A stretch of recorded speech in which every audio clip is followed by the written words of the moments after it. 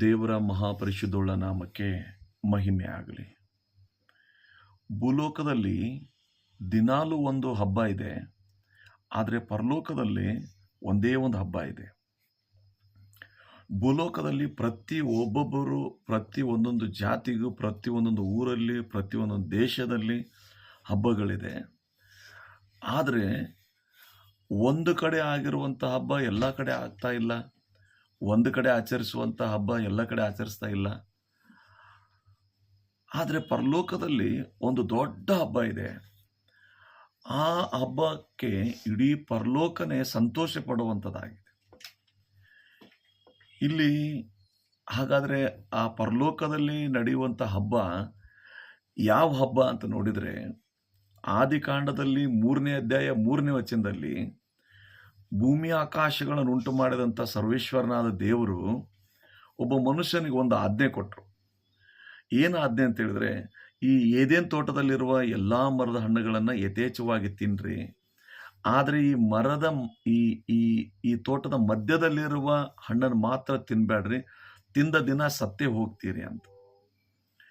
ಹಾಗಾದರೆ ಈ ಮನುಷ್ಯನಿಗೆ ಯಾವುದು ತಿನ್ನಬಾರ್ದು ಅಂತ ದೇವ್ರು ಹೇಳಿದ್ರು ಅದನ್ನೇ ತಿನ್ನಬೇಕು ಅಂತ ಯೋಚನೆ ಬಂತು. ಯಾವಾಗ ಯೋಚನೆ ಬಂತು, ಆ ಹಣ್ಣನ್ನು ಹೆಂಡತಿ ಮಾತನ್ನು ಕೇಳಿ ಹಣ್ಣು ತಿಂದ ದಿನ ಸತ್ತೇ ಹೋಗ್ತೀರಿ ಅಂತ ಹೇಳಿದ್ರಲ್ಲ, ಆ ಮಾತಿನ ಅರ್ಥ ದೇವರ ಸ್ವರ ಕೇಳುವಂಥ ಆ ಸೌಭಾಗ್ಯ ಸತ್ತೋಯ್ತು. ದೇವರೊಟ್ಟಿಗಿರುವಂಥ ಅನ್ಯೂನ್ಯತೆ ಸತ್ತೋಯ್ತು. ದೇವರ ಜೊತೆ ಮಾತಾಡುವಂಥ ಆ ಪ್ರೀತಿ ಎಲ್ಲವೂ ಕೂಡ ಆ ದಿನ ಸತ್ತೋಯ್ತು. ಹಾಗಾದರೆ ಸತ್ತೇ ಹೋಗ್ತಿ ಅಂತ ಹೇಳಿದ್ರಲ್ಲ, ಆ ಮಾತಿನ ಅರ್ಥ ಏನಂತ ಹೇಳಿದ್ರೆ ದೇವರಿಂದ ದೂರ ಆಗುವಂಥದ್ದು. ಆದರೆ ದೇವರು ಸರ್ವಶಕ್ತನಾದ ದೇವರು, ದೇವರು ನಂಬಿಗಸ್ತನಾದ ದೇವರು, ದೇವರು ಮನುಷ್ಯನ ಆಲೋಚನೆ ಬಲ್ಲಾತನು. ಈ ಮನುಷ್ಯ ಯಾವಾಗಲೂ ತಪ್ತಾನಂತೇಳಿ ತಿಳಿದು ದೇವರು ಒಬ್ಬ ಮನುಷ್ಯನ ಹುಡುಕೋದಕ್ಕಾಗಿ ಪ್ರಾರಂಭ ಮಾಡಿದರು.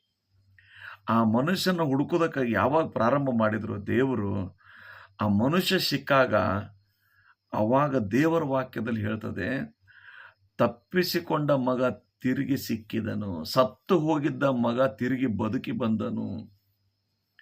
ಈ ಭೂಲೋಕದಲ್ಲಿ ಎಷ್ಟು ಹಬ್ಬಗಳಿದೆ, ಆದರೆ ಅನೇಕರಿಗೆ ಸಂತೋಷ ಆಗ್ತದೆ, ಅನೇಕರಿಗೆ ಸಂತೋಷ ಆಗಂಗಿಲ್ಲ.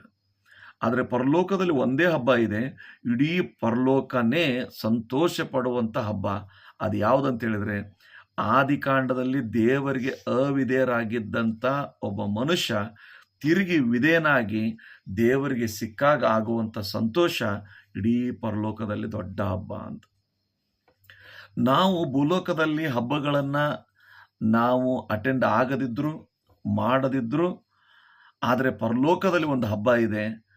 ಅದು ಯಾವ ಹಬ್ಬ ಅಂತ ಹೇಳಿದ್ರೆ, ತಪ್ಪಿಸಿಕೊಂಡಂಥ ಮಾನವ ಕುಲ, ಪಾಪದಲ್ಲಿ ಇದ್ದಂಥ ಮಾನವ ಕುಲ, ದೇವರನ್ನ ಬಿಟ್ಟು ದೇವರನ್ನ ತಿಳಿಯದೆ ಅರಿಯದೇ ಇರುವಂಥ ಮಾನವ ಕುಲಕ್ಕೆ ಸುವಾರ್ತೆ ಸಾರಲ್ಪಟ್ಟಾಗ, ಅವ್ರಿಗೆ ಒಬ್ಬರಿಗೆ ಸುವಾರ್ತೆ ಸಾರಿ ಅವನು ದೇವರು ಯಾರನ್ನು ತಿಳ್ಕೊಂಡಾಗ ಅವನು ದೇವರ ಕಡೆ ತಿರುಗಿಕೊಳ್ತಾನಲ್ಲ, ಆ ಹಬ್ಬದಲ್ಲಿ ನಾವು ಪಾಲುಗಾರಾಗಬೇಕು. ಪರಲೋಕದ ಹಬ್ಬದಲ್ಲಿ ನಾವು ಪಾಲಾಗಬೇಕು. ದೇವರು ನಿಮ್ಮೆಲ್ಲರನ್ನು ಆಶೀರ್ವದಿಸಲಿ.